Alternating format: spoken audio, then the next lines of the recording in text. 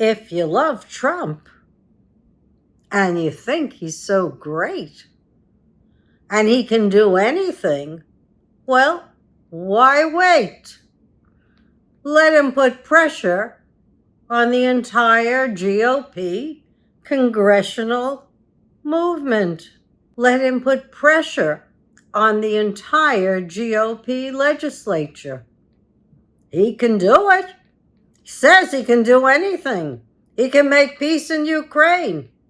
It's just like when he used to say, oh, he's not going to get the carrier folks to move out of Illinois, I think it was. But they moved, and people lost their jobs. Let's see the power now. I think it's a great idea.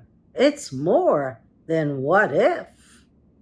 And for those on the left who support Biden, who's still the imperial president, put pressure.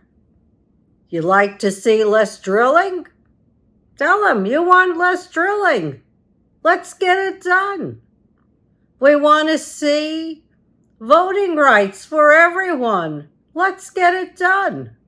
Why wait?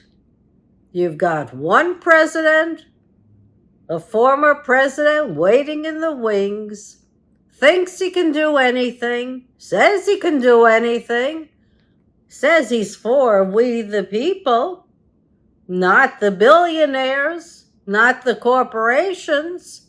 We know kids have lost out educational opportunities during the pandemic. We know it's darn hard for people to get good paying jobs. Right here in New York City, there's a company called FedCap that's paid millions in theft of wages. How many people do you know who are being paid for overtime, given breaks for the weather, water breaks, resting breaks, cooling breaks? Well, that's something that OSHA does. They make the regulations to make us safe. Why would you want Trump to be able to trash those regulations? They're good for the people, good for me. I'm sitting here in my apartment. This is the third day. I only go out at night. I might as well be Dracula. That's when the weather cools off somewhat. Otherwise, it's too hot and humid. So I say to everyone, what if? What if we took away the subsidies from both agriculture, big agri, and big oil? We'd have probably close to $1.5 trillion now. $1.5 trillion can certainly help us get out of debt.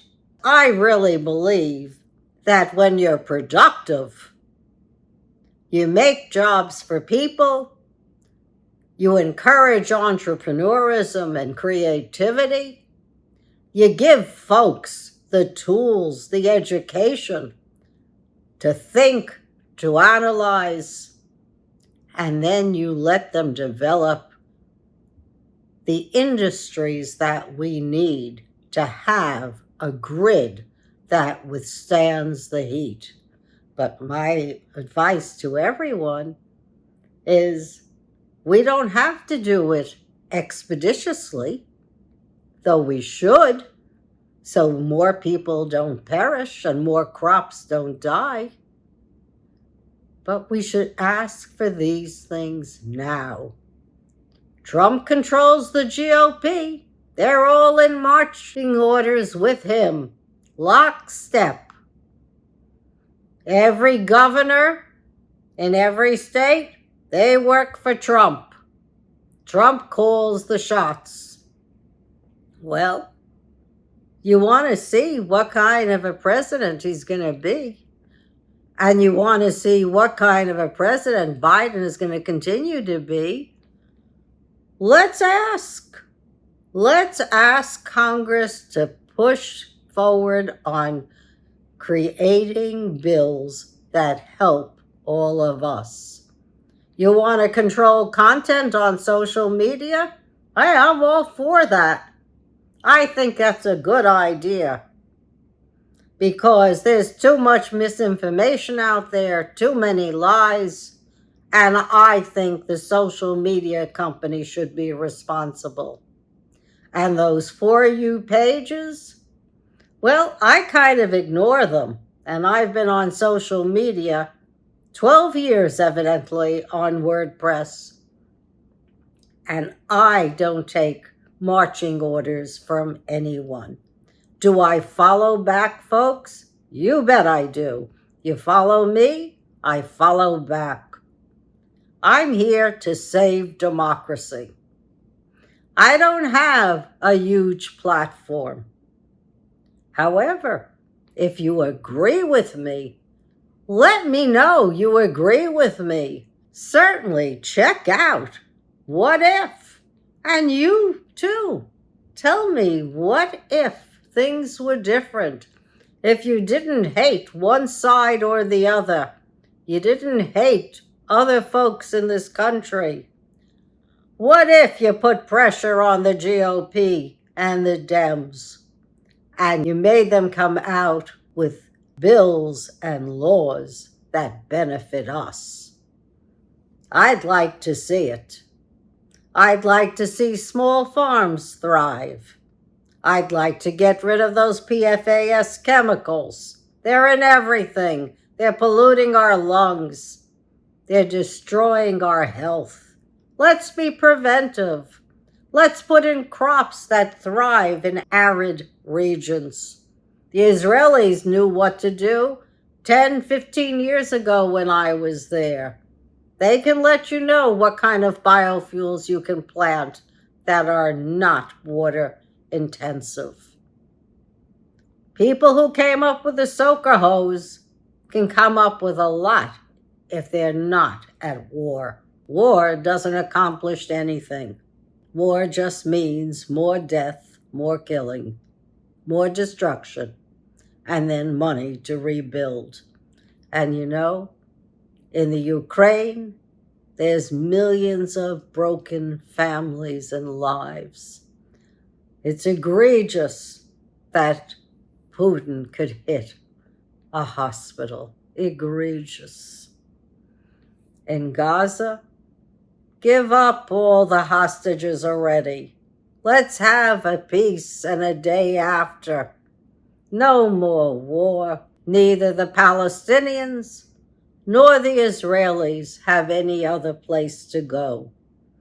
There is no great colonial power that's going to bail them out. So, let's have peace.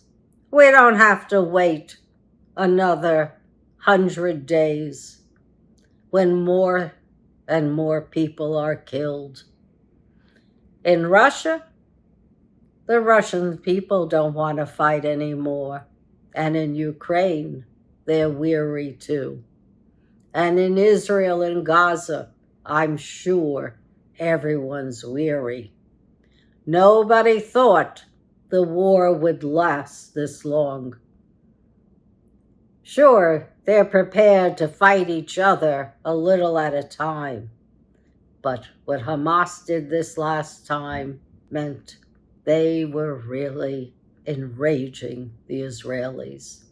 And every civilized human being should be enraged by the massacres and the uploading of those dreadful videos. Butchering people is not part of this 21st century, or it shouldn't be. And I know shouldn't be is the operative word.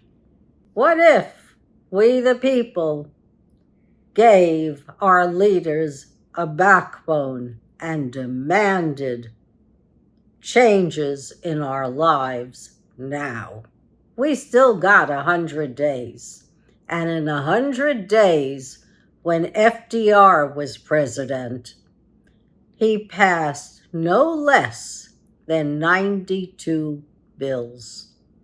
92 laws that have shaped our society and have shaped it for the better, protecting us with anti-pollution laws, with labor laws, with communication laws, with financial laws. We are a country committed to the rule of law. And wouldn't you want to be held accountable? And don't you want our leaders to be held accountable too? You don't want them not to be as accountable as you are.